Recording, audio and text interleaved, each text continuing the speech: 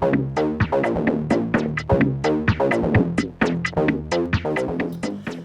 guys, we are back for another Beermail video. So following on from the video I did a couple of days ago where I showed off those fantastic beers from Steve Bellwood, and we got to try his Berliner Weiss, his raspberry Berliner Weiss. I mentioned in that video I also had a Beermail from Chris Gibson, aka No Quarter Brewing. So I've got 4 fantastic looking beers here from Chris to show you, and also we're going to crack one open and try it as well as part of this video. First up, Chris, thank you very much. I really do appreciate the beers. They all look fantastic, and might I add, these are some of the best looking labels that I've ever seen on any beer that I've received. So I'll show you the beers. I think we'll start with this one here. So fantastic picture of Darth Vader in a suit, and a couple of stormtroopers in the background there, also in suits. And the beer is called May the Swartz Beer With You, A Taste of the Dark Side by No Quarter Brewing, clocking in at 4.8%. So really going to look forward to that. I've just started getting into the old Swartz beers and really enjoy the style. I've got another one in the fridge to try as well from Copper Brewing. Next up we have Chris's Rewalker Smash, an American Pale Ale. And if you check out Chris's channel below, I think in his last video he was actually drinking this beer, so looking forward to trying this at some stage. So that's clocking in at 6.5%. Another fantastic looking label. Third up we have a double IPA. It's called Roll the Dice. Now I think this is the beer that Chris got help from his daughter to, they rolled some dice to sort of come up with what hops went in at what stage. 8%. It's got Citra, Mosaic, Green Bullet, Nelson Salvin, Cascade and Warrior, times decided by the dice. So that is going to be an epic beer to try. But the beer that I thought I would try today is the Fresh Hop Pilsner. And what's, okay, it's 5.5%. Chris said this was the oldest beer of the 4, but what's special about this beer, it contains Wakatu, Motueka and Green Bullet hops, but they're all fresh hop cones that went into the beer. Now I've done that with 1 hop, but I haven't done it with 3, so that is going to be very cool trying that. So yeah, let's crack the beer open. Perfect day, another sunny day. We've had several in a row, so what better beer to try than a Pilsner. So thank you, Chris. Got the old trusty bottle opener here. Oh yeah, time for a beer. Haven't used this one for a while. Oh yeah, time for a beer. Ooh, the voice is changing. I think the battery's maybe dying again. So nice little hiss. So this is keep conditioned, so I should be able to pour it all into this glass. So this is meant to be it's a Spiegelau glass, meant to be a lager glass, so I thought it would be perfect for this beer. Let me get a little bit closer. Wow. Good thing about keep condition, I can just tip the whole bottle in, no worries about any sediment. Wow, that is looking fantastic. Now, I must admit I don't brew up, I was going to say many lagers or pilsners. In fact, I think I've brewed up 1, and that's mainly because I'm too lazy and impatient to brew them up, but I know that for all the effort that goes into making them, you know, you get that reward back at the other end, so that is looking fantastic. Beautiful light golden colour. It's fairly clear, it's got condensation on the outside, but I can sort of make out my fingers on the other side, but it looks fantastic, Chris. Some nice carbonation coming up. A nice little ring of head on the top. So yeah, let's dive in. Now, I'm familiar with Motueka, but I haven't used Green Bullet or Wakatu, so... It's got that sort of classic, even before I start picking up the hops, that classic sort of clean, crisp lager aroma that you just don't get from a pale ale or any other type of ale.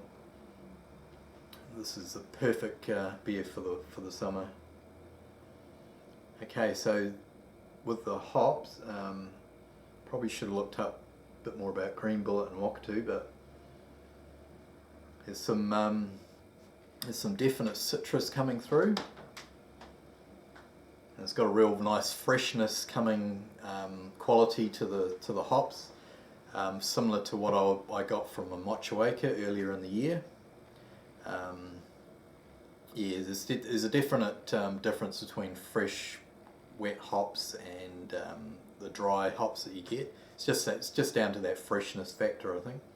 So yeah, it's a real nice fresh citrus aroma. I know Chris said the beer was knocking on a bit, but it still smells really good to me. Still plenty of freshness there. So yeah, let's dive in. Cheers, Chris. Cheers to you all.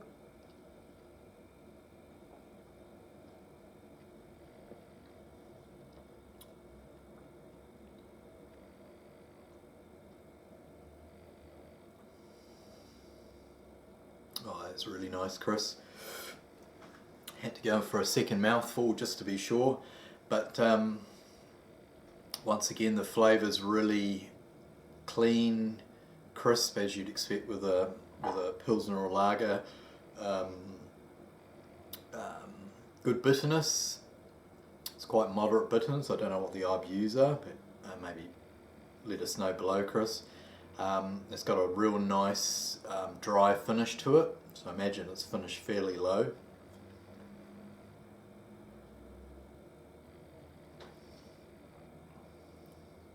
Well, those hops are definitely coming through still. Good thing about a Pilsner or lager is because the malt base is quite light, there is some sweetness, little sort of hint of sweetness there. Sort of lets the hops shine through, and sort of following on from the qualities of the fresh hop cones that you get. I was saying they smell fresher on the aroma. You also get more of a juiciness, I think, from a fresh hop cone or a wet cone than you do from dry.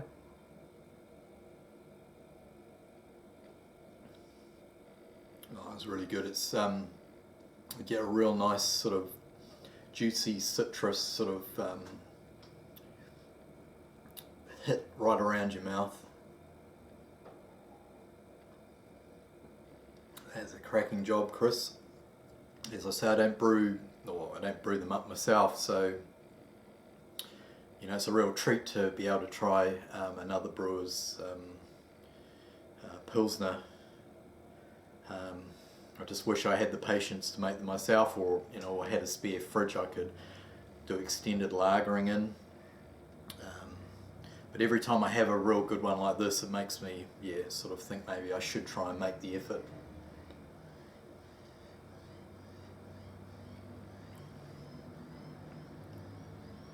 Just trying to think what other sort of hop flavours I'm picking up.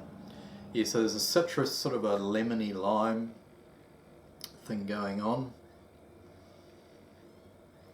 Maybe a bit floral. I don't know if that's the Green Bullet or the Wakatu.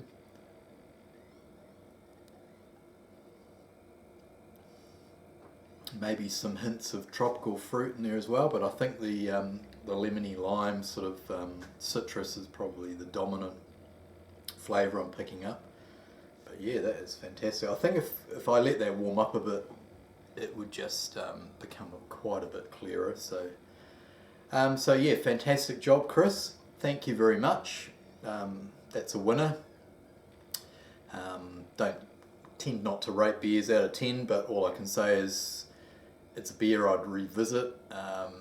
If I bought it from the shop, I'd be very happy, you know, with the purchase.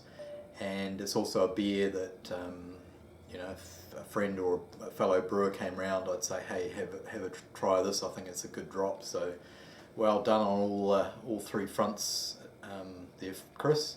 I do appreciate it. Okay, I am going to stop there, guys, because we're almost hitting the magical 10-minute mark. So I'll stop there, enjoy the rest of your beer, Chris, and then at some stage, probably in the next week, we will crack one of these other 3 beers open. Actually, just for something a bit different, maybe in the comments, guys, just say which of the 3 beers you'd like to see me try next of Chris's, and I'll whatever comment gets the most, or whichever beer gets the most comments, I'll do that next. So, cheers, guys. Cheers, Chris. Yeah, catch you next time. Until next time. Oh, yeah, time for a beer. Okay, cheers, guys. Thanks for watching.